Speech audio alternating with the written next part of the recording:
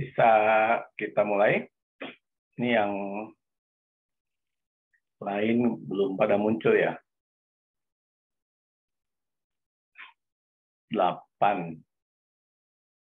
Saya lihat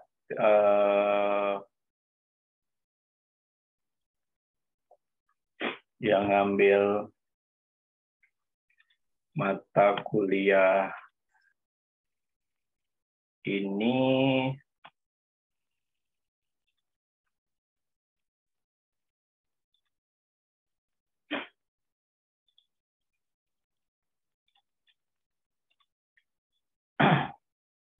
oke, yang ngambil itu ada berapa ini? Kalau dilihat dari absen nih 20 orang ya. Oke, ada 20 orang. Dan minggu lalu kita sudah mulai ya. Jadi kalau yang minggu lalu belum bisa bergabung ya, itu bisa melihat rekaman videonya ya, karena jadi kita akan menggunakan pendekatan project based learning ya,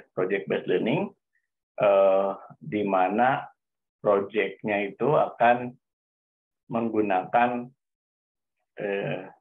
daerah pemetaannya masing-masing ya. Nah, kemarin saya sudah upload materi yang akan dibahas hari ini, dan ada beberapa pertanyaan karena di dalam pendekatan project based learning ini saya sebagai pengampu mata kuliah lebih kepada menyiapkan ya pertanyaan-pertanyaan ya terkait dengan mitigasi bencana ini, kemudian mahasiswa yang lebih aktif ya untuk menjelaskan ataupun mulai dari melakukan identifikasi hal-hal yang terkait di daerah pemetaannya tadi ya. Jadi misalnya ini kenapa kelompoknya numpuk? Ini misalnya ada Tiara, ada Fatika, ada Ramadhani, sama ini ada Kevin. Ini Kevin kenapa? Ada Kevin belum masuk ya? Ini Kevin kenapa daerah pemetaannya tidak digunakan sendiri ya? Mana Kevin itu? Oke. Kemudian di Tasya ya, ini ada Debbie, ada bacanya Rini ya, Rini Rahma Aulia, Rini ya. Sama yang barunya Adi ya. Nah, sementara masih ada yang belum, saya lihat kalau lihat dari absen ini Dita sudah ada, Dini dan Helen berdua. Dini di mana Dini? Dini belum, ini Dini Dezilia kan? Ya. Belum masuk ya. Oke. Kalau ini linknya saya coba share lagi ya. Oke.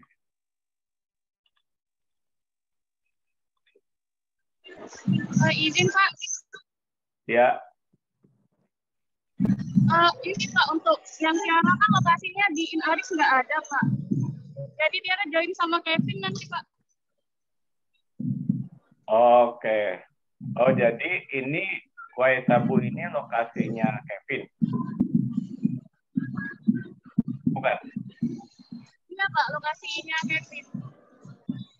Oke. Waisabu ini lokasinya Kevin ya, Petawaran, berarti dia sebelahnya Rian sama Rehan ya. Oke.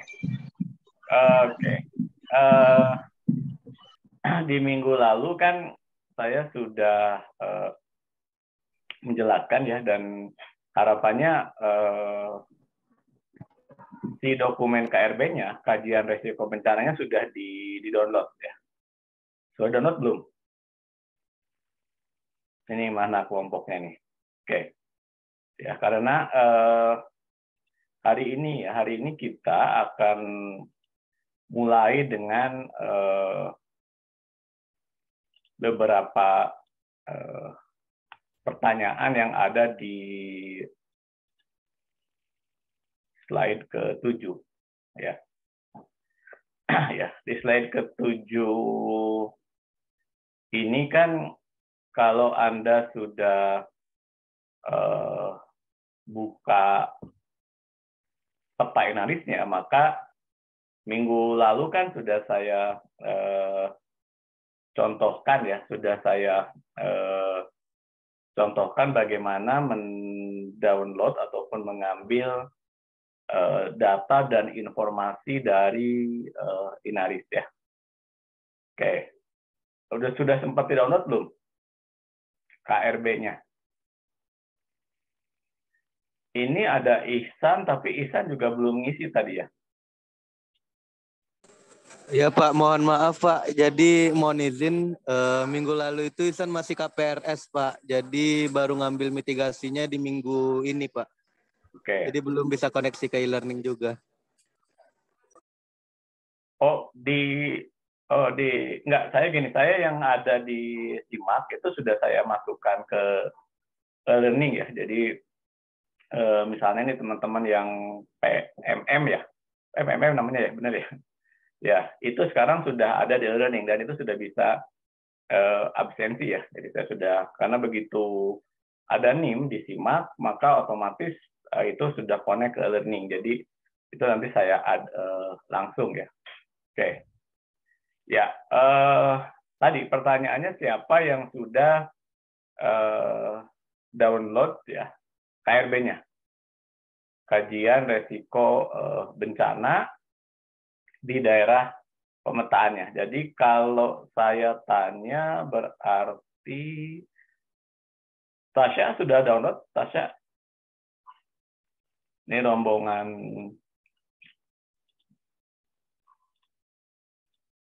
ini kan, oke, Giavani ini berarti sebelahan sama Ceria ya, Tuban. Iya Pak. Nah ini teman-teman yang dari Jawa Timur mungkin bisa ikut pindah kelompok 1 atau 2 nih ke Tuban, kan lebih dekat ya, sense-nya mungkin lebih terasa ya, karena Tuban itu kan ya di utara dan saya nggak tahu Kapling Giavani itu dekat ke pantai nggak? Iya Pak, sudah ke arah pantai. Nah, oke. Berarti kan case-nya tuh bisa ke sana ya. Oke, sudah download belum KRB-nya, kajian resiko bencananya?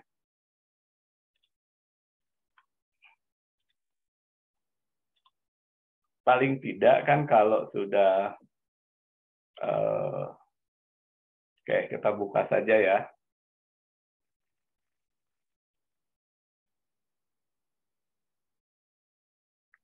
Karena di Unisri ini mata kuliahnya semester 7 ya. Jadi kalian sudah, saya nggak tahu nih. Kalau dari Aji semester berapa Aji? Mas Aji yang dari Gajah Mada. Mana Mas Aji itu? Aji Fatul Hidayat. Kalau Tika semester berapa di UPN itu?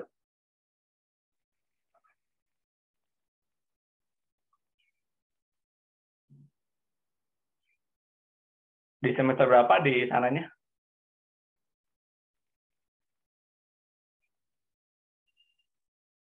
Bapak yang PMM ini semester berapa? Semester 5 kan minimal ya? Izin masuk Pak, kita semester 5, tapi setahu saya yang di ketentuan tahun ini itu semester 3 sudah bisa ikut PMM. Iya, karena yang ada satu mata kuliah saya, statistika juga agak terkejut ya. Karena ada PMM statistika mata kuliah dasar sebetulnya. Oke, kalau yang lainnya kan setuju. Oke. Jadi saya buka ya, tadi saya sudah buka. Hari ini ternyata website BNPB-nya sedang tidak bisa dibuka. Oh, ini Fitra Sazali minta editor. Oke. Jadi kalau kita buka peta BNPB itu ada yang disebut dengan KRB ya, kajian resiko bencana. Nah, itu memang amanat undang-undang. Oke, kalau gitu saya jelaskan dulu sambil kalian coba untuk download KRB-nya ya. Jadi biar kita berdiskusi mengenai bagaimana si mitigasi bencana itu dilakukan ya. Oke. Ya. Jadi ini kemarin saya sudah sempat bahas bahwa hari ini kita akan membahas mengenai framework ya. Framework itu kerangka kerja ya. Kerangka kerja bagaimana kita memitigasi bencana. Nah, di dalam framework ini sendiri memang nanti akan ada beberapa pendekatan ya, ada beberapa pendekatan yang kita gunakan ya. Oleh karena itu tadi di dalam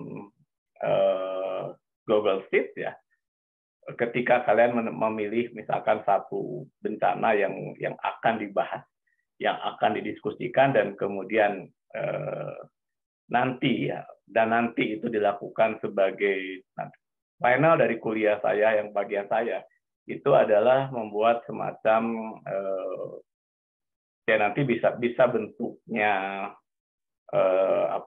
poster ya, poster tentang bagaimana mitigasi bencana yang bisa dilakukan di daerah katakanlah tadi di Pesawaran ya, punyanya siapa tadi, grupnya Tiara ya, Tiara, Kevin dan lainnya. Itu berarti kan buat semacam poster ya, ataupun apapun namanya, dan kemudian dari poster itu bisa diberikan ke BPBD, Badan Penanggulangan Bencana Daerah. Apa sih yang bisa dilakukan ya? Nanti apakah sifatnya itu dari komunitas ya? Jadi ataupun nanti yang sifatnya misalkan semacam asuransi bencana ya, asuransi kebencanaan, dan sekarang sudah cukup banyak ya. Jadi kalau mau melihat bagaimana asuransi bencana itu sudah dilakukan, yaitu di YouTube saya itu ada kakak kelas yang sebelumnya menjelaskan proses itu sendiri ya. Jadi karena mata kuliah ini adalah memberikan edukasi ke masyarakat yang dekat dengan bencana, maka kemudian produk dari kuliah ini adalah sesuatu yang bisa disampaikan ya, disampaikan ke masyarakat. Karena itu kita mengambil kajian ini daerah pemetaannya masing-masing. Oke. Nah, sekarang bagaimana sih kita menerjemahkan bencana ya? Bagaimana kita menerjemahkan bencana? Nah, kalau sudah sempat baca ya, nanti di 30 menit terakhir, jadi saya akan stop menjelaskan di jam 2:10, saya akan stop, dan kemudian saya akan minta setiap kelompok ataupun ya bisa jadi memang hanya seorang ataupun beberapa orang ya, untuk memberikan gambaran ya. Jadi bisa, ini saya sudah izinkan kalian share screen-nya ya, share screen-nya kalian buka, kalian download, dan kemudian jelaskan ya dari Inaris yang sudah saya jelaskan tadi. Oke. Nah, pendekatan yang digunakan sekarang ketika kita ingin melakukan sesuatu, ya, ingin memitigasi bencana, maka kita bagi dulu, ya, kita bagi ke dalam at least, ya, ini ada 5 komponen, ya. Ada 5 komponen yang dari kelimanya ini, ya, itu akan menghasilkan mitigasi yang berbeda-beda, ya, akan menghasilkan mitigasi yang berbeda-beda. Ya. Komponen pertama itu adalah hazard, ya. Jadi sebetulnya di dalam Sendai Framework yang terbaru, kita sudah tidak menyebut lagi sebagai disaster, tetapi kita sebut sebagai hazard, ya, atau bahaya, ya.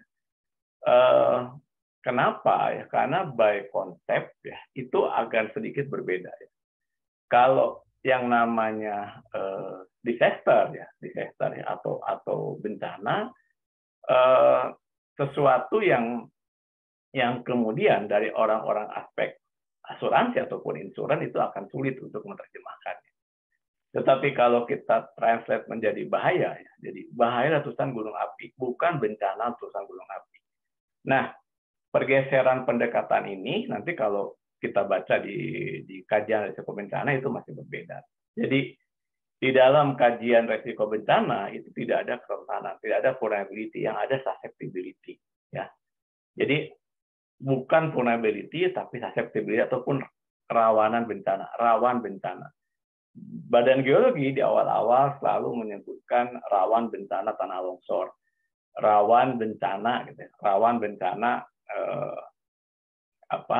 letusan gunung berapi, rawan bencana gempa bumi, rawan bencana itu di dalam nomenklatur internasional itu disebutkan sebagai susceptibility, bukan vulnerability, bukan kerentanan.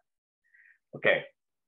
Nah, di hazard tadi itu kita bagi nanti di slide saya yang kedua tadi, di slide ini kita bagi 2, yaitu bencana atau bahaya, ya, makanya disebut sebagai hazard, antropogenik, dan yang kedua adalah geologi, ya, atau natural disaster, ya. Jadi kalau gempa, tsunami itu natural disaster tanpa ada pengaruh manusia, ya. Antropogenik ini ada peran manusia di situ. Jadi ada peran manusia, ya, yang kemudian bisa menyebabkan kejadian bencana, ya.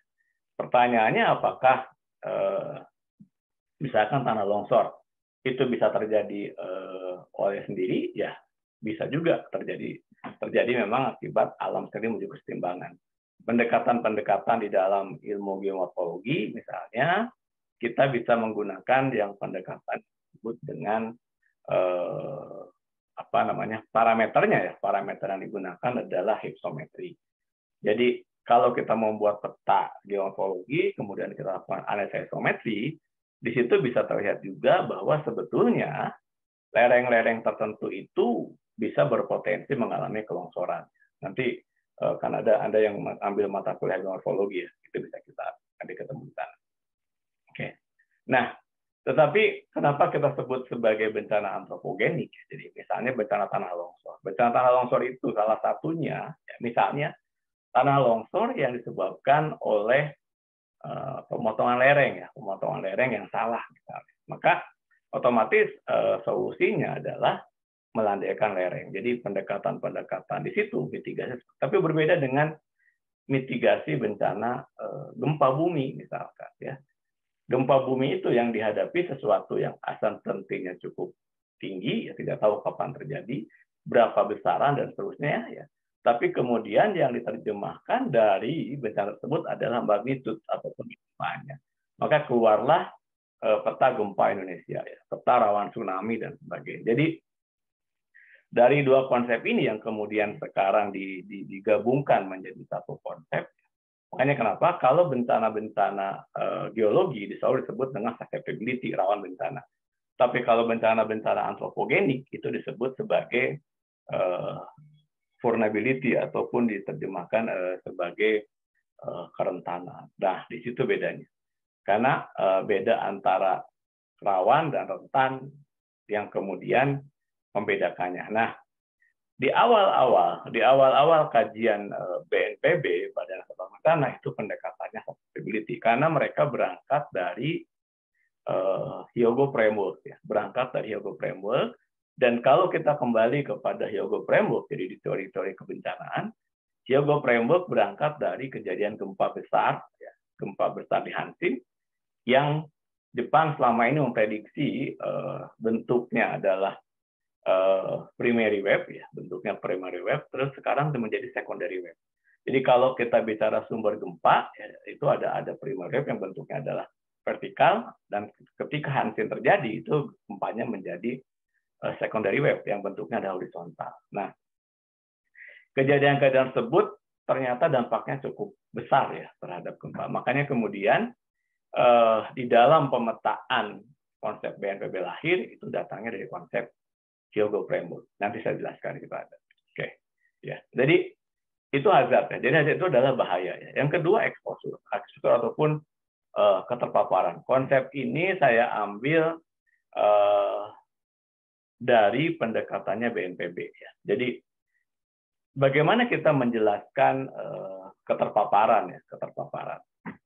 Sederhananya, Anda duduk di ruangan, kemudian di belakang Anda ada AC, maka sebetulnya posisi kita itu terpapar ya, terpapar oleh bahaya kena AC secara langsung ya. Terpapar kena AC secara langsung. Artinya apa? Ini kan bicara exposure ya. Kalau rumah kita dekat sungai, ya, rumah kita dekat sungai, maka secara otomatis kita akan terpapar ya oleh bahaya banjir, kira-kira itu. Kalau rumah kita berada di dekat lereng, maka kita terpapar oleh bencana tanah longsor. Nah, lalu bagaimana kita terpapar oleh bencana gempa bumi misalkan? Itu clear banget ya. Kita berada di jalur ya, di jalur yang disebut sebagai kita hidup kita hidup di zona yang rawan bencana ya. Kita hidup yang di rawan bencana ya. Jadi we are living with the earthquake ya. Kita tahu bahwa kita punya cukup banyak ya. Malah kalau Jogja itu selalu disebut sebagai supermarket bencana ya. Kenapa kita sebut supermarket bencana ya? Itu karena di utara ada Gunung Merapi, di selatan ada Laut Jawa, tengah-tengahnya mengalir Kali Opak, ya, yang kemudian bawa material dan seterusnya, itu juga bisa seperti itu. Oke, jadi ketika kita bicara exposure, apa yang kita identifikasi adalah lokasi, atribut, dan nilai aset. Ya. Sekarang ini sudah bergeser, kenapa kita harus menilai aset? Karena aset yang terkait dengan insurans ya. Karena aset yang terkait dengan insurans ya. Tuan saya mengikuti perkembangan bagaimana asuransi kementerian itu dibangun. Ya. Contohnya dimulai dari gedung-gedung pemerintah. Ya. Kalau kita belajar ya, kenapa belajar dari Jepang misalkan, fungsi gedung-gedung pemerintah itu, gedung-gedung pemerintah termasuk sekolah. Sekolah itu punya aset negara. Ya. Itu adalah bangunan-bangunan tahan gempa. Jadi pada saat terjadi gempa, bangunan tersebut didesain untuk menahan gempa sampai sekian mmi, maka ketika gempa terjadi dijadikan sebagai tempat pengungsian, kira-kira itu. Nah, demikian juga banjir misalkan. Hampir semua bangunan-bangunan pemerintah, ya, gedung pemerintah dan seterusnya, biasanya di dalam setiap kawasan itu punya gedung pertemuan. Nah, kita bicara gedung pertemuan dan seterusnya itu yang kemudian kalian lakukan ya, di daerah pemetaan kalian. Apakah misalkan identifikasi balai desa lah katakanlah di desa di Pesawaran tersebut berapa banyak sih kantor balai desa, berapa sih kapasitasnya di situ ya, berapa sih kapasitas dari apakah misalkan di desa tersebut dia memiliki gedung olahraga gitu ya. Nah, ketika terjadi banjir maka masyarakat itu diungsikan gitu ya, satu ke gedung ke gedung harga tadi, kemudian ke masjid dan sebagainya. Salah satu yang menarik dari kajian-kajian yang selama ini dilakukan dalam mitigasi bencana adalah sosial kapital. Bagaimana masyarakat kita yang punya kesadaran ya, yang punya kesadaran sosial ya masyarakat, apalagi masyarakat di pedesaan. Meskipun beberapa kajian sekarang menunjukkan rasa solidaritas masyarakat ini menurun karena penyebabnya beberapa poin. Misalnya dulu ada kerja bakti. Ya. Sekarang orang sudah nggak mau lagi kerja bakti. Dulu ada siskamling, sekarang sudah tidak ada lagi bayar security dan sebagainya. Nah, salah satu kajian yang pernah kita lakukan ya nanti merubah perilaku. Belajar dari tsunami Aceh misalnya. Orang-orang di Aceh sekarang kalau parkir mobil itu selalu menghadap keluar. Ya. Itu sebetulnya salah satu upaya ya. Karena apa? Mereka tahu kalau misalkan ya early warning system bunyi, maka mereka harus secepatnya keluar. Nah, kalau posisi mobil mereka menghadap ke dalam, maka mereka akan punya banyak waktu ya. 1 menit dalam kejadian bencana itu akan sangat berarti. Nah, upaya-upaya itu disebut dengan nanti ekosistem based resilience. Ya. Community based resilience. Bagaimana penyadartahuan masyarakat tersebut ya, untuk bisa melakukan ya, perubahan perilaku di dalam menghadapi bencana misalnya. Ya. Tahun 2000 sekitar tahun 2017 saya dengan UNESCO IAHE melakukan kajian banjir di Kota Yangon. Jadi apa istilahnya tuh dulu namanya itu trainer for government. Jadi bagaimana pemerintah Kota Yangon ya, pegawai pemerintah Kota Yangon kita lakukan discussion seperti ini, seperti apa sih mereka mengidentifikasi permasalahan banjir di Kota Yangon. Ternyata permasalahan banjir Kota Yangon itu bukan karena saluran tidak mencukupi, ya, tetapi karena sampah. Dan ini nampaknya ya, sampah tersebut menjadi penyebab banjir itu hampir semua kota sekarang. Hampir di semua kota mengalami kejadian tersebut ya. Jadi kejadian banjir itu memang akibat perilaku manusia ya. Jadi bagaimana manusia tersebut tidak menyimpan, tidak membuang sampah pada tempatnya, dibuang ke sungai, ketika terjadi banjir baru kejadian seperti itu. Nah, kita bicara nanti exposure. Bagaimana kalian nanti mendiskusikan exposure yang ada di tempat pemetaan itu. Makanya saya sampaikan tadi ya, bentuknya adalah project based learning. Lihat apa yang di sana. Oke. Berikutnya ada kerentanan, vulnerability ya. Kerentanan itu ya. Nah, di dalam pendekatan UNFCCC dalam PMCeng, kerentanan itu merupakan fungsi dari exposure, sensitivity dibagi dengan adaptive capacity. Nah, ini agak berbeda konsepnya ya dengan komponen-komponen kementerian BNPB. Jadi kalau nanti kalian buka konsep BNPB itu tidak ada fungsi kerentanan, yang ada adalah susceptibility ya.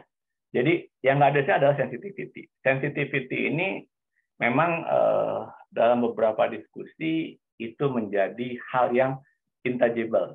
Contoh sensitivity adalah penghasilan. Ya. Bagaimana kita bisa mengukur satu masyarakat, ya, katakanlah satu mahasiswa bimbingan S3 saya di Bengkulu dulu, beliau dari Prodi Teknik Sipil di Universitas Bengkulu melakukan kajian ya, karena waktu itu Bengkulu habis gempa, melakukan kajian rumah-rumah yang ada di Bengkulu. Dia mengambil satu kawasan, kemudian itu dilihat ya. Yang dilihat adalah fiscal capacity ya. Apakah tingkat pendidikan misalkan berbanding lurus dengan kemampuan bangun rumah. Oh, ternyata tidak. Ya. Karena kembali kepada faktor ekonomi. Maka sensitivity inilah yang kemudian diukur ya sebagai semakin sensitif ya. Contohnya gini, kalau orang yang berpenghasilan cukup pada saat terjadi kekeringan,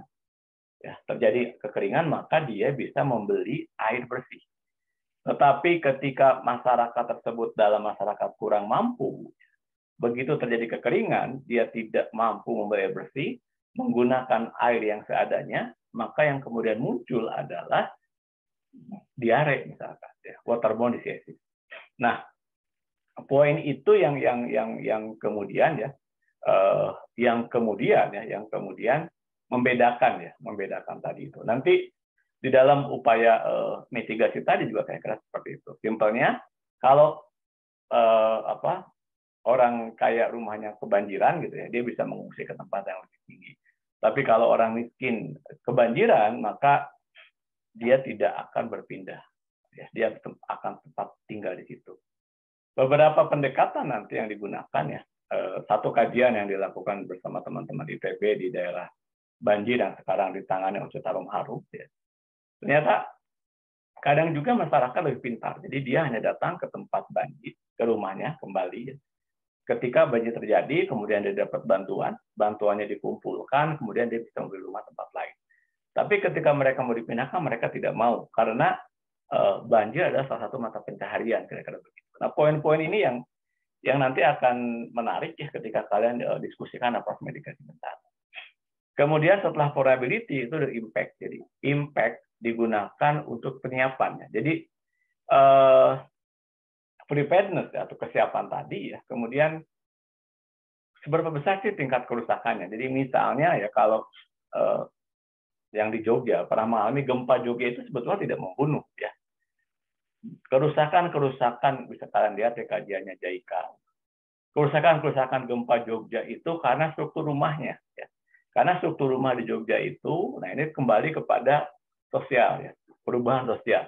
Jadi pergeseran pola masyarakat yang tadinya ya, menggunakan rumah kayu. Kalau kalian tahu rumah kayu, kalau nggak salah ini ada yang dari arsitek juga kan.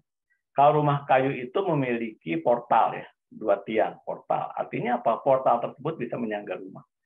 Ya, tetapi begitu dia bergeser menjadi rumah tembok, kemudian yang dibangun ada tumpukan batu bata tanpa adanya struktur kolom, maka ketika gempa terjadi gitu ya, maka pasti akan mengalami keruntuhan kira-kira gitu. Jadi saya selalu mencatatkan bahwa gempa itu tidak membunuh, tapi bangunan yang ada tingkah itu membunuh.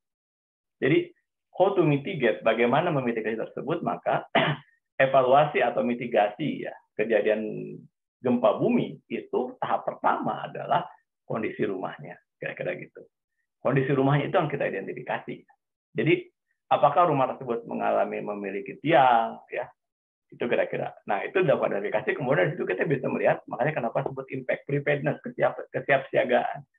Dari identifikasi tersebut kita bisa tahu, oh ternyata dia sudah siap. Ya, kenapa kita sudah siap untuk bencana gempa bumi?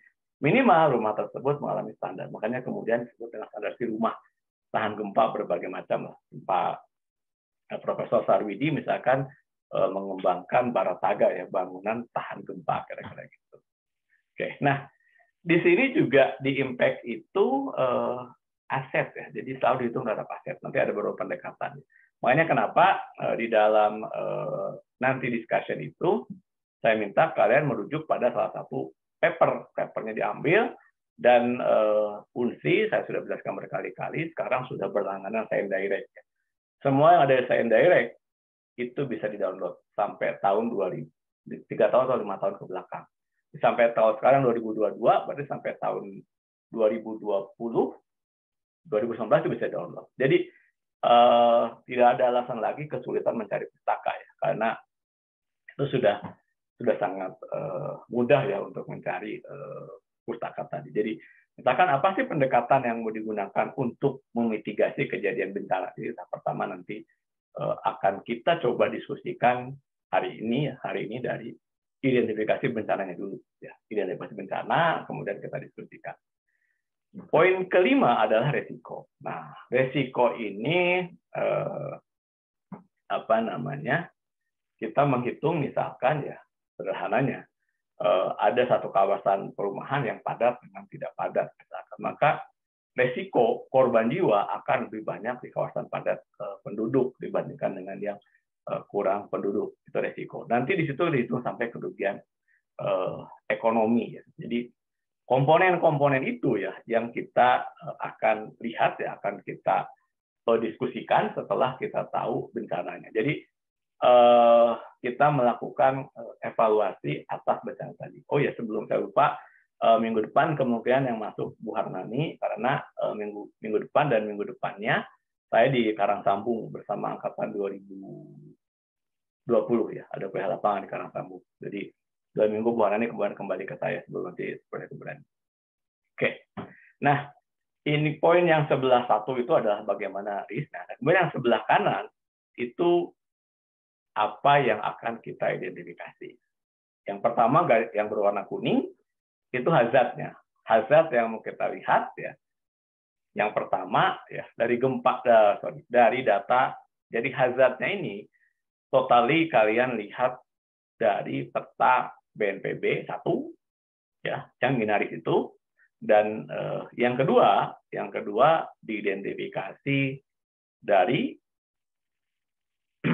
yang kalian amati di lapangan. Oke. Kemudian sisi vulnerability ataupun kerentanannya ya. Oke, kerentanannya kita lihat dari akses misalkan. Ya. Jadi kalau di daerah pemetaan kalian itu misalkan, ada satu desa ya, yang jalan itu cuma satu gitu ya. Kemudian dia terhalang oleh sungai gitu ya. Jadi untuk sampai ke desa itu hanya satu-satunya akses. Maka ketika jembatan putus ya, maka desa tersebut menjadi terisolir. Resikonya di situ kita bisa menghitung. Pertama misalkan resiko kekurangan makanan. Karena selama ini misalkan suplainya. Nah, itu bisa diamati. Apakah misalkan dari mana ya kita bisa menggunakan data statistik. Buka data BPS, di situ ada kecamatan dalam angka, di situ ada data desa dalam angka, itu kita gunakan. Ya. Kemudian yang menyebabkan rentan adalah pertumbuhan penduduk yang sangat cepat. Saya selalu memberikan contoh sederhana. Kalau semakin banyak penduduk, semakin banyak sampah yang dihasilkan. Ketika pengolahan sampah tidak bagus, maka resiko bahaya banjir itu pasti di depan mata. Karena apa? Itu tadi ya, kalau orang tidak bisa mengolah sampah, dia akan dibuang ke suatu tempat, dan tempat yang paling mudah adalah sungai. Itu poinnya. Ya, kira-kira gitu. Nah, kemudian yang berikutnya rapid, oke lah, urbanisasi dan sebagainya. Kemudian kalau tadi kita bicara di kegempaan, itu ada unregulated construction. Ya. Bagaimana dinas tata kota ya, kalau nanti teman-teman di arsitek mau melihat itu, harus menempatkan informasi mengenai ya aturan bangunan. Nah, itu kan juga bisa dibahas. Jadi ini menarik ya, karena dengan adanya ini dari berbagai ya, ada geologi, ada arsitek, ada sipil. Itu ketika mendiskusikan project based learning ini akan memberikan suatu persepsi ya dari berbagai sudut pandang ya. Itu disinilah makanya kenapa saya gunakan project based learning, karena dengan MBKM ini ada harapan mendapatkan satu produk, satu project ya, yang bisa nilai manfaatnya lebih besar gitu ya. Jadi begitu kita kata teman-teman arsitek, kita gunakan evaluasi kegempaan. Tapi begitu lihat buka peta geologinya dari peta analisisnya, sama sekali nggak ada gempa. Dan harus berpindah topiknya, kira-kira gitu. Topiknya apa? Kira-kira diganti dengan yang ada di daerah pemetaan. Jadi kajian pertama ya. Makanya sebetulnya prasyarat untuk mata kuliah mitigasi bencana ini adalah sudah mengikuti bencana geologi. Nah, karena karena ini adalah MBKM, maka identifikasi bencana geologinya itu dilakukan oleh teman-teman yang background-nya geologi, kira-kira gitu. Oke. Nah, sekarang kita bicara exposure ataupun keterpaparan. Apa yang kita lihat? Yang pertama, location of people, di mana masa itu berada. Yang kedua, building, gedungnya seperti apa. Yang ketiga, infrastruktur. Dan yang keempat, economic facility. Jadi, ketika kita bicara mitigasi bencana, misalkan pasar ya. Pasar itu tempat bertemunya pedagang dan pembeli, penjual dan pembeli. Ketika fungsi pasar tidak berjalan, maka kemudian kira-kira begitu harus dilakukan sesuatu ya. Kira-kira nanti informality dan sebagainya. Tapi itu tadi ya, di kita ini kan karena sosial kapital cukup tinggi, hal tersebut bisa direduksi. Oke, nah saya sekarang menjelaskan bagaimana progresnya framework penanganan bencana. Jadi di awal, jadi kalau nanti kalian buka PRB ya, ataupun KRB, kajian resiko bencana, itu basicnya adalah Hyogo Framework. Hyogo Framework itu tadi saya sudah jelaskan berangkat dari kejadian gempa Hanshin yang cukup besar. Ya. Oke.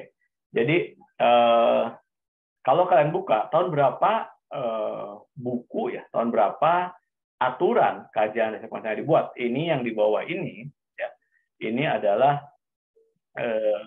regulasi-regulasi yang harus dilakukan oleh pemerintah daerah, dalam hal ini BPBD, di dalam merespon bencana. Jadi tadi biasanya minggu depan kita bicara pelaku mitigasi bencana.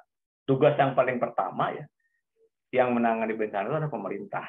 Itu sangat. Jadi dari Hyogo Framework ya, melahirkan suatu kewajiban bahwa gitu ya, pemerintah itu wajib melindungi masyarakat. Jadi kalau baca Undang-Undang Dasar juga kan begitu. Negara untuk melindungi warganya. Nah, tapi kemudian itu diturunkan ke dalam berbagai regulasi. Salah satu contohnya misalnya, kalau pemerintah tidak mengeluarkan regulasi bahaya tsunami, sehingga masyarakat bisa tinggal di daerah yang rawan tsunami, pada saat tsunami terjadi, ya, maka pemerintah berkewajiban untuk ya memindahkan dan sebagainya.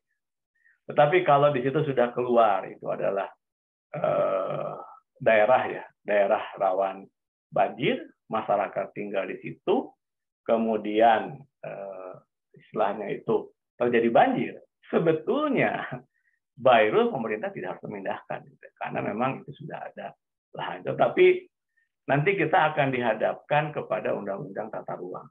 Undang-Undang Tata Ruang, di situ ada fungsi pengendalian. Jadi kalau dia di situ diizinkan dibangun, kemudian di situ terbangun, terjadi banjir, maka pemerintah bertanggung jawab.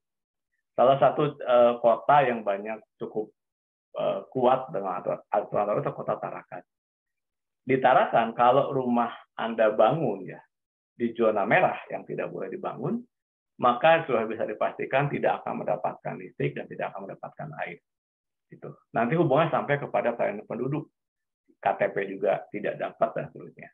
Studi saya di Surabaya juga menunjukkan seperti itu. Bagaimana Pemkot Surabaya dengan single identity tahun 2010 kalau tidak salah, tiba-tiba penduduknya berkurang karena hanya satu ID card yang bisa digunakan yaitu KTP. Setelah itu kan cukup bagus. Bagaimana perencanaan kota Surabaya misalkan menempatkan tong sampah saja, itu dia sudah cukup bagus karena dia sudah tahu berapa penduduk yang padat dan seterusnya. Terakhir saya mencoba waktu itu kita buat penanganan sampah di Surabaya yang disebut dengan Super Depo. Super Depo itu dibangun sebelum dibuang ke Benowo, akan dipilah dulu di daerah Kota Surabaya namanya sebelum dibuang ke Benowo ya sampah itu. Tapi kemudian dengan upaya penyadaraan masyarakat bahwa sampah bisa dipilah dan seterusnya, maka yang terjadi kemudian Super Depo tidak jalan karena sampah yang datang ke Super Depo sudah merupakan sampah residu ya. Jadi mungkin sekarang kebijakan sudah agak berubah ya setelah pasca Bu Risma. Saya belum melakukan kajian lagi ya. Tahun ini saya sedang melakukan kajian financing untuk beberapa poin di Surabaya, tapi terutama untuk pembangunan yang rendah karbonnya. Jadi bagaimana Green City Surabaya dibangun, bagaimana TPA-nya, TPA Density Financing yang tadinya menggunakan uang pemerintah, tetapi sekarang sudah menggunakan uang swasta. Ya. Efeknya adalah ke harga biaya pengangkutan yang akan lebih mahal. Di situ sebetulnya masyarakat dipaksa untuk memilah sampah. Karena yang dibawa adalah volume sampah, jadi dihitung dan kira-kira itu. Nah, kenapa berani seperti itu? Karena rulenya jelas, kalau Anda membuang sampah sembarangan, Anda ketangkep, maka KTP Anda akan diambil dan seterusnya. Kalau KTP sudah diambil, untuk sampai ke puskesmas saja susah. Kira-kira seperti itu. Nah, balik ke sini, jadi Hyogo Framework itu ada 5 poin di awalnya. Yang pertama memastikan bahwa disaster reduction ya adalah prioritas nasional. Ya. Jadi Makanya kemudian pasca Hego Framework, kalau kita lihat BNPB, ya, BNPB itu muncul di tahun di tahun 2008. Jadi munculnya BNPB itu merupakan implementasi dari Hego Framework. Setiap negara itu nomor satu, wajib memiliki badan yang menangani kebencanaan. Itu clear. Jadi ini kesepakatan global. Nah, tugas badan ini tadi membuat rencana aksi. Dan seperti sampaikan di kuliah sebelumnya, pendekatan dilakukan BNPB itu namanya Badan Penanggulangan Bencana. Jadi setelah bencana terjadi, baru mereka bergerak. Ternyata dari konsep tersebut, jadi menunggu korbannya itu dulu. Makanya kemudian sekarang bergeser menjadi pengurangan resiko bencana. Jadi fungsi BNPB, nanti kalau Anda lihat di struktur BNPB, sekarang ada namanya Kedeputian Pengurangan Resiko Bencana. Nah, tugasnya itu tadi mengurangi, melakukan jumlah korbannya, kira-kira gitu. Nah, yang kedua, melakukan identifikasi, mengakses, memonitor, dan membangun early warning system. Early warning. Jadi, akan banjir, akan gempa, dan seterusnya. Ya, memang kenapa saya memberikan contoh Jepang, kebetulan saya 6 tahun tinggal di Jepang, mengikuti bagaimana dari mulai anak kecil diajari, anak saya waktu masih SD, bagaimana diajari kalau gempa terjadi, kalau tsunami terjadi, dan seterusnya. Oke. Kemudian yang ketiga, menggunakan pengetahuan, inovasi, dan edukasi untuk membangun masyarakat yang aman dan resilient. Makanya di kuliah berikutnya kita akan bicara bagaimana kita mengukur resilient. Karena mitigasi yang kita lakukan terukur dari resilient.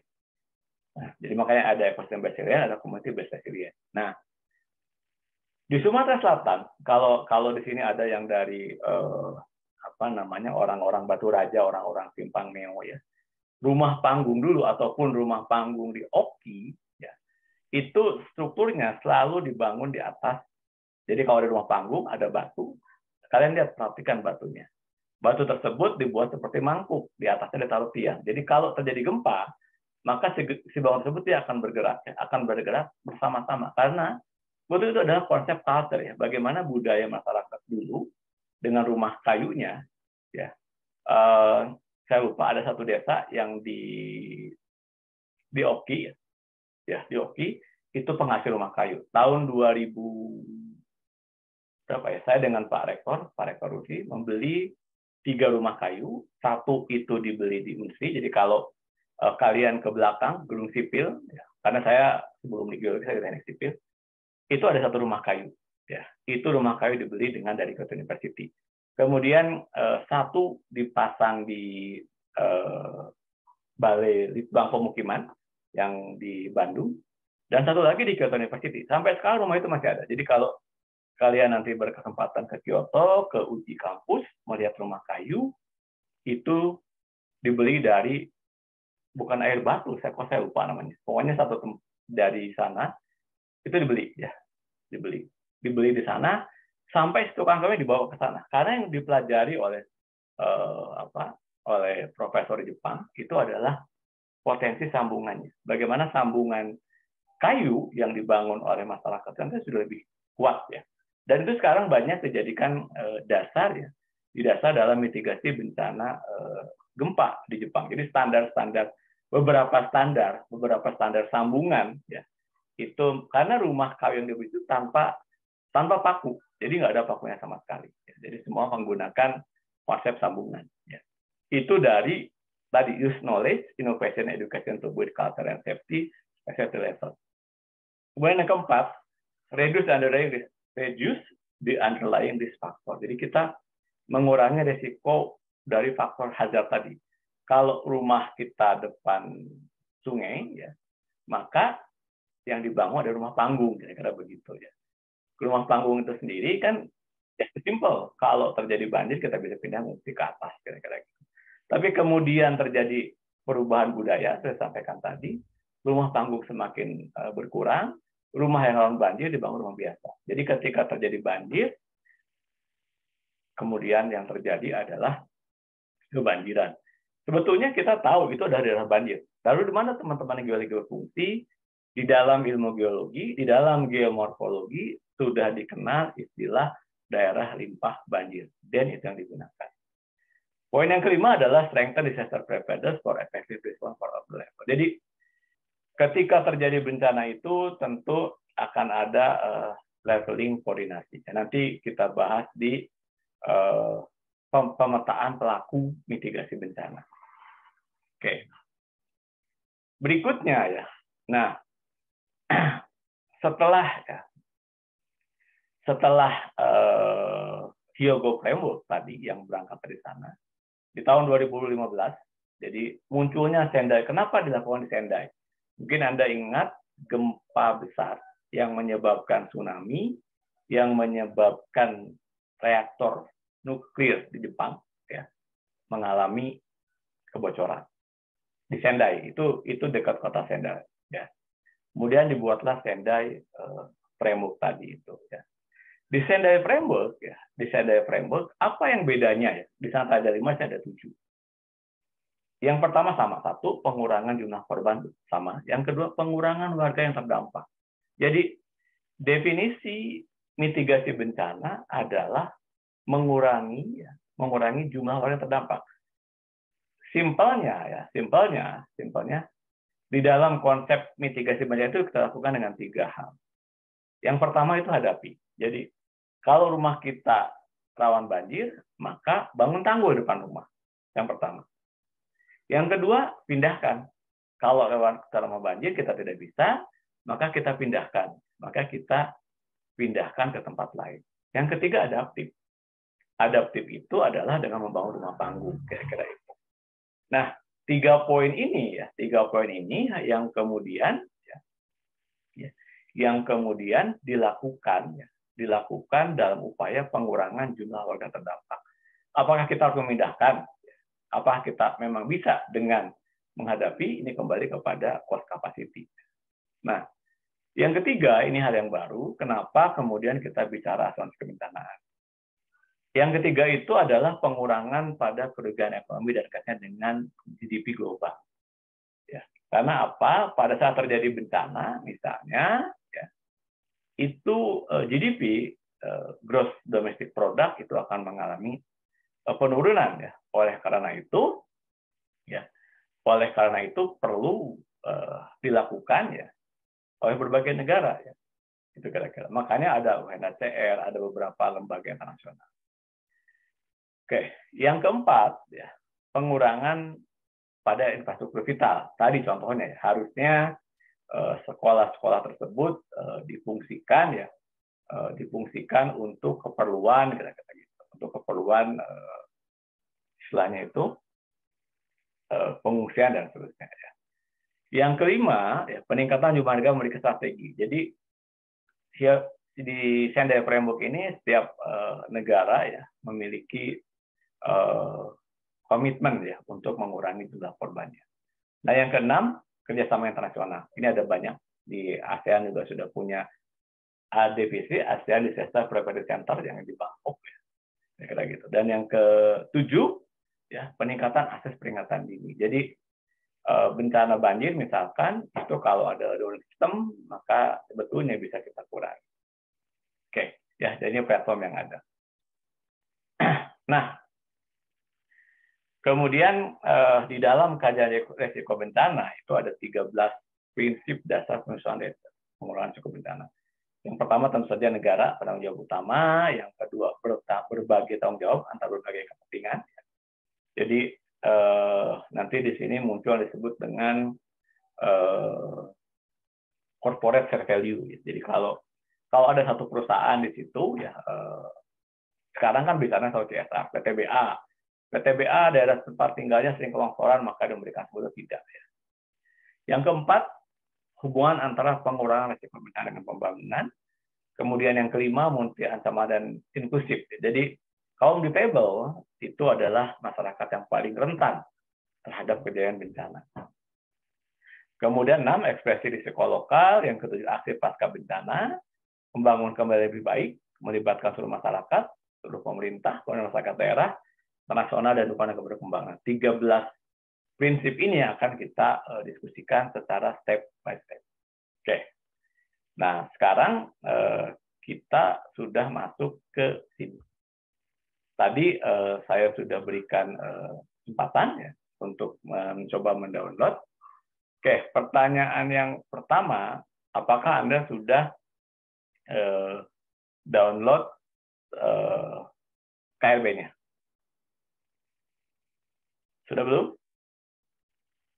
Belum, Pak. Belum. Belum. Oke, kenapa? Sudah dibuka belum websitenya?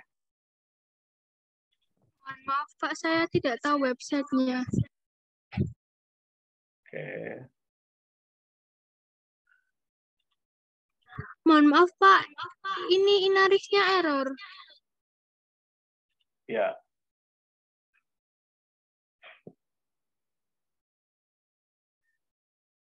Kalau tidak ada di sini ya, kita bisa cari di sebentar, kita buka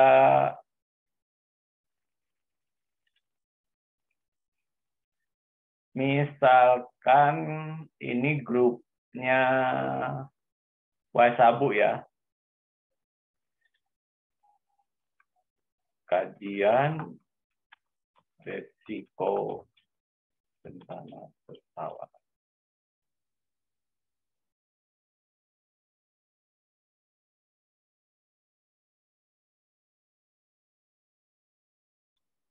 Oke, kita cari saja, kita googling, kita coba ya. Pesawaran Lampung. Karena Indonesia sedang error ya. Ini ada nih.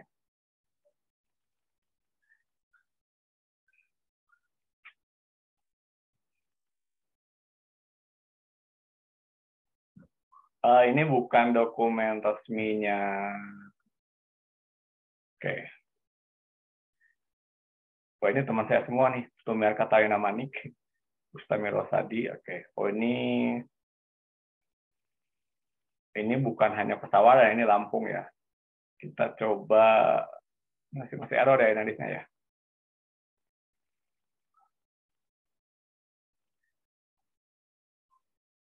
Bentar, saya coba ambil dari tugas. Atau kita cari yang lain ya, Tuban. Karena tadi kan yang ada yang di Tuban ya. Kajian resiko bencana Kabupaten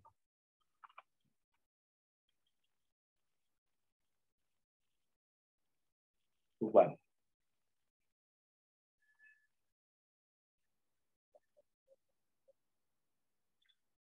Oke. Ketika kita buka, kita dapat nilai indeks risiko bencana Kabupaten Tuban ya. Oke, kita cari. Karena gini, sebentar ini.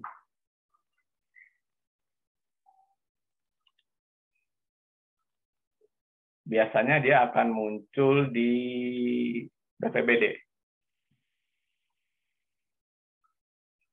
Ini websitenya bagus, tetapi agak sulit mencari informasinya. Saya coba dulu ya sebentar.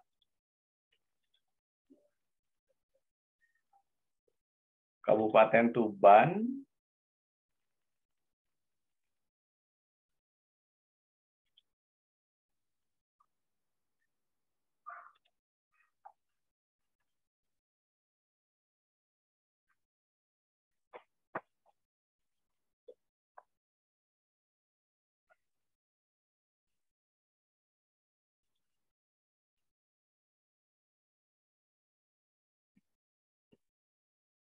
Ini saya ambil saja ya contoh ya,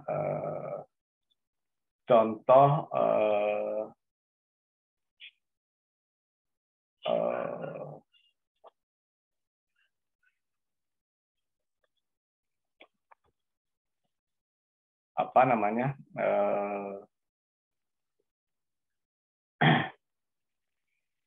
contoh kajian risiko bencana di satu kabupaten.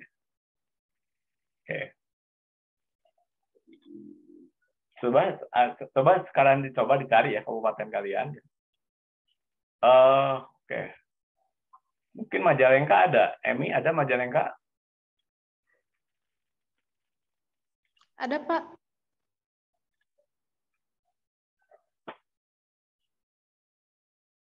Oke. Coba bisa di share screen. Siapa yang sudah nemu? Majalengka ini bagus juga.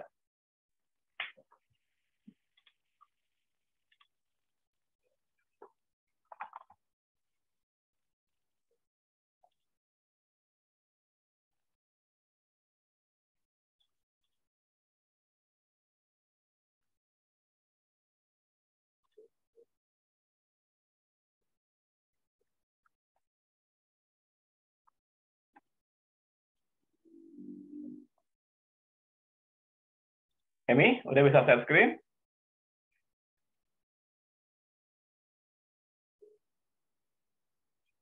Ini yang kuliah cewek semua ya? Oh, ada Ihsan satu. Ihsan di mana, San? Mappingmu di mana, Ihsan? Mappingnya di Katibung, Pak, Lampung Selatan. Oke, kamu belum ngisi itu ya? Iya, Pak, kemarin tuh soalnya KPRS, Pak. Jadi belum ini, baru pergantian KRS, Pak. Bukan, ini kamu sekarang belum ngisi di sini. Oh, iya, Pak, belum, Pak. Paling Kan nanti bisa. kalau nggak ada di Katibung, yang di sekitaran Katibung, Pak, nanti Ihsan masukin. Ya. Oke. Nah, jadi ya, ini akan kita diskusikan. Kita akan diskusikan ya masing-masing daerah ini ya. Jadi ini misalnya Kabupaten Sleman ya, Kabupaten Sleman ya. Enggak, maksudnya gini, karena sekarang kan ketika kita bicara project based learning, maka sebetulnya yang menampilkan data itu kalian. Ya. Jadi yang aktif itu mahasiswa. Saya akan membantu bagaimana itu terjemahkan. Tadi Emi udah ketemu, Emi. Ini Nadia di mana? Nadia. Nih, karena Indonesia ini sedang bermasalah ya, jadi kita agak sulit. Tuban.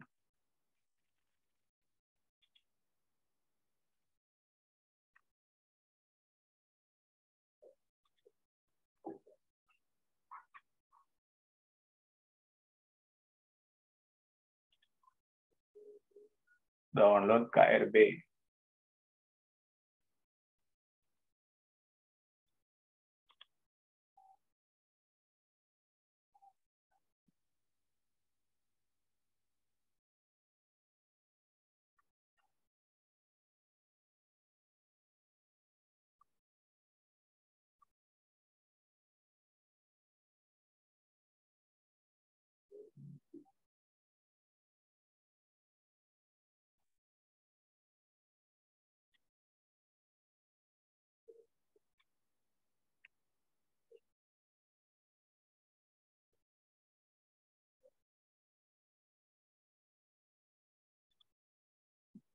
Oke.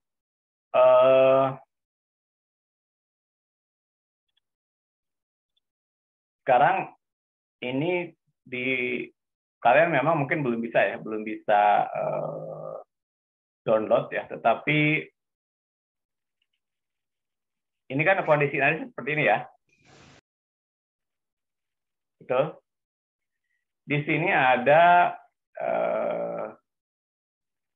kalian download IRB ya. Bisa download? Ya. Oke. Silahkan download IRB-nya. Ini datanya tersebut sampai provinsi. Ya. Kemudian saya kasih waktu 10 menit untuk download ya. Oke, setelah itu buka kabupaten masing-masing ya. Karena nanti kalau di sini ada nih kabupatennya. Ya, misalkan untuk Jawa Timur ya, ada di bawah, dicari. Setelah itu kita diskusikan ya. Ya, mengenai bencana yang ada di situ. Tapi kalau kalian sudah dapat ya, jadi nanti saya akan buka PPT tadi itu ya. Oke.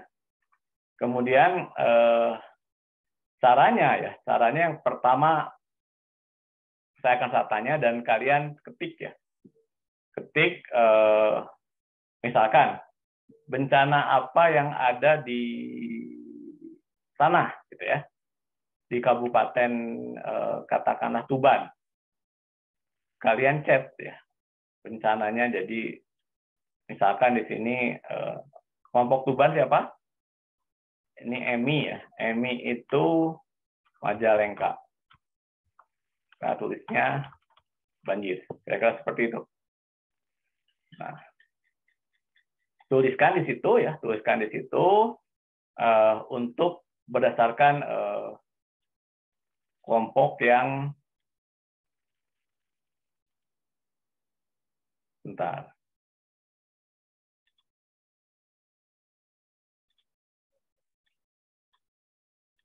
Saya buka dulu.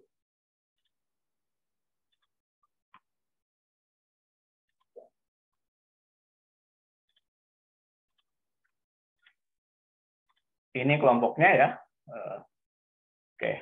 Jadi pertanyaan pertama yang kalian tuliskan ya.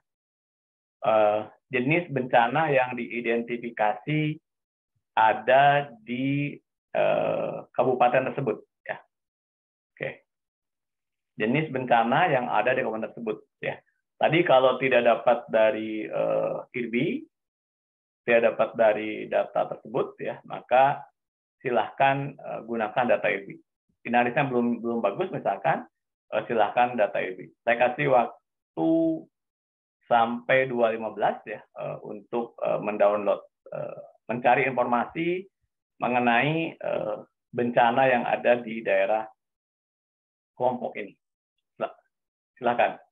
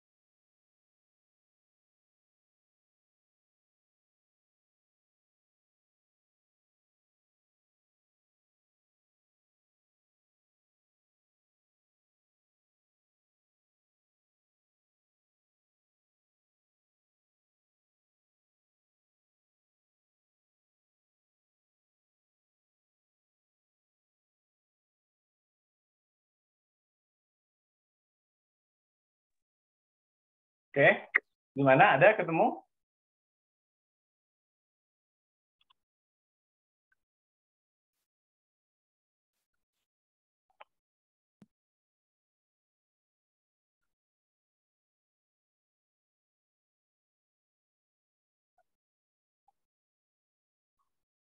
Tadi siapa yang sudah ketemu?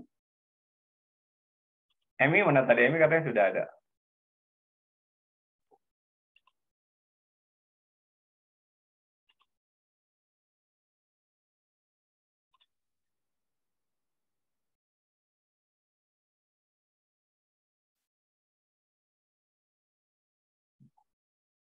Nih saya lihat Emi belum absen. Tasya ada ya.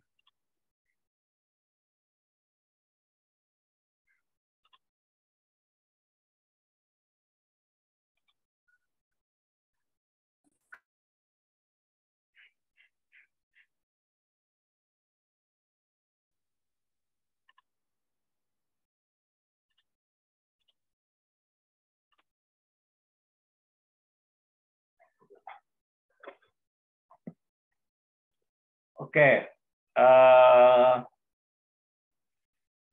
kalau begitu ya, kalau begitu ini karena katanya jaringannya bermasalah. Oke, dan mungkin juga kalian sedang apa? Ada itu ya, yudisium ya. Oke. Apa? Nah, kalau gitu di sini ya. Ini tugasnya saya kasih waktu ya sampai besok jam 8 ya untuk membuat seperti ini ya. Yang pertama ya karena kan idealnya kita diskusi tetapi kayaknya ada beberapa poin ya. Jadi yang pertama tadi ya saya jelaskan lagi download dari Inaris, mudah-mudahan nanti sore sudah bagus. Kalau tidak masih juga belum bagus ya cari informasi dari berbagai sumber lah ya. Nah, yang kedua ya framework-nya tadi, apakah framework tadi sudah framework mana yang mereka ikuti? Apakah Hyogo framework atau Sendai framework ya? Hyogo framework atau Sendai framework ya. Ya, jadi dari KRB tadi benar seperti itu ya. Kemudian setelah itu ya tuliskan dalam bentuk report maksimal 2 halaman. Penulisan file NIM, nama file, KRB, lokasi peta. Jadi di situ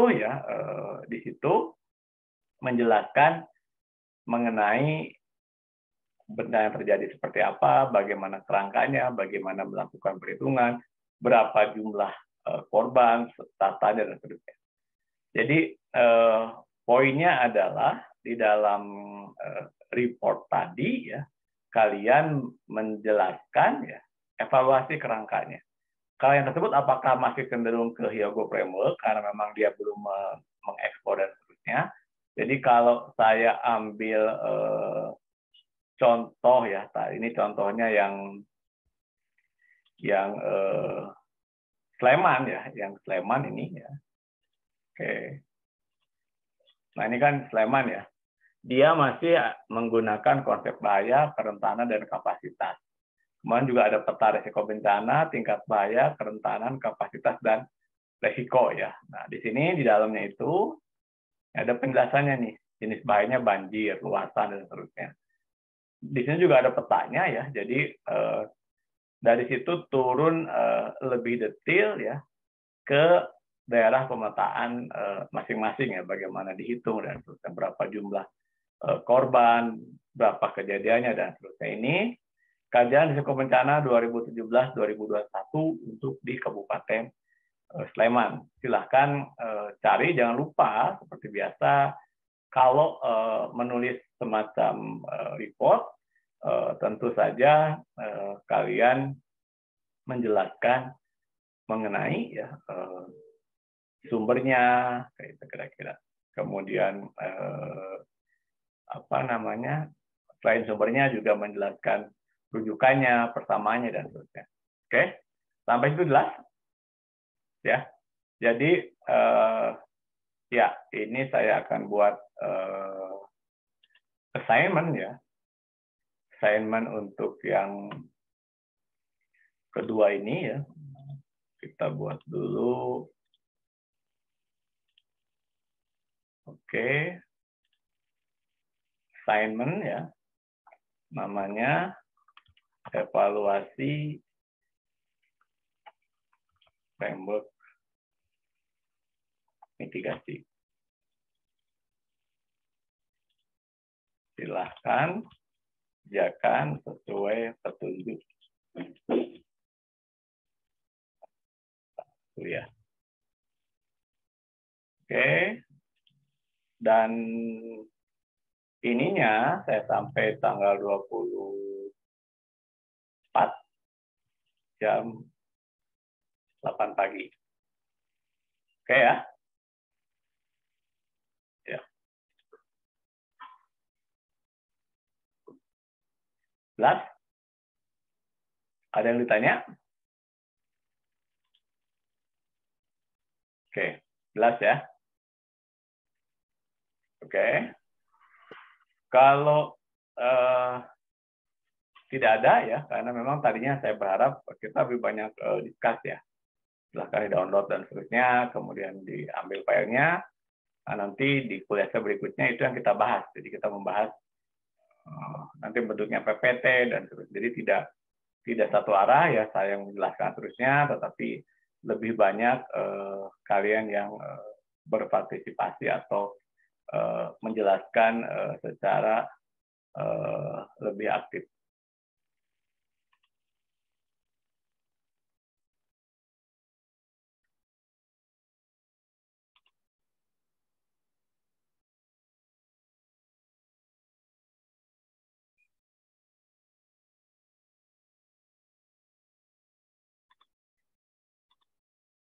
Oke, kalau tidak ada, saya end atau ada yang tanyakan dulu?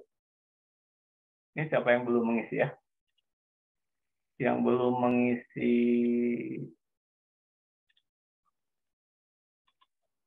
Bapak izin bertanya. Ya. Tugasnya individu atau sesuai kelompok, Pak? Individu. Kelompok itu untuk mendiskusikan masalahnya. Oke? Tapi tugasnya individu. Ya. Menulis reportnya masing-masing. Diskusinya kelompok, tapi reportnya masing-masing. Oke, jelas ya? Jelas. Terima kasih, Ya. Pak. Oke. Ya. Tugasnya individu, karena uploadnya juga masing-masing. Tapi diskusinya itu di kelompok masing-masing ya. Ya. Oke. Ada lagi? Maaf Pak, izin bertanya Pak. Untuk file materi kuliahnya belum bisa diakses Pak. File materi kuliahnya belum bisa diakses. Oh iya, sebentar ini saya salah. Harusnya until. Kalau yang sebelumnya sudah? Belum juga Bapak.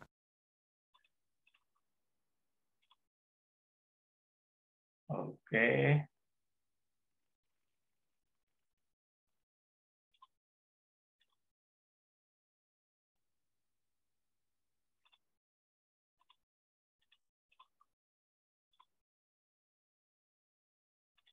Silakan dicoba lagi, ada bisa belum?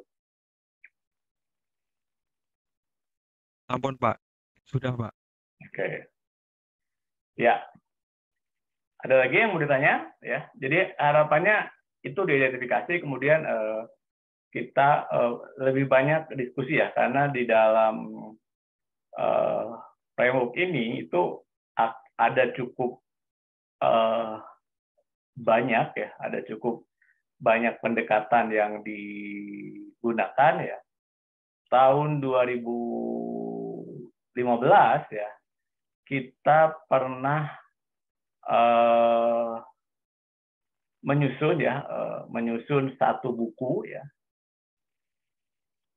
Satu buku karena tadi ada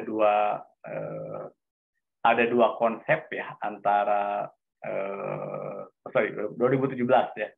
Jadi pasca Sendai Framework ya, kita nanti bukunya ini akan saya upload ya, menyimpan melakukan konvergensi IPPRB ya. Konvergensi ada pengurangan risiko bencana.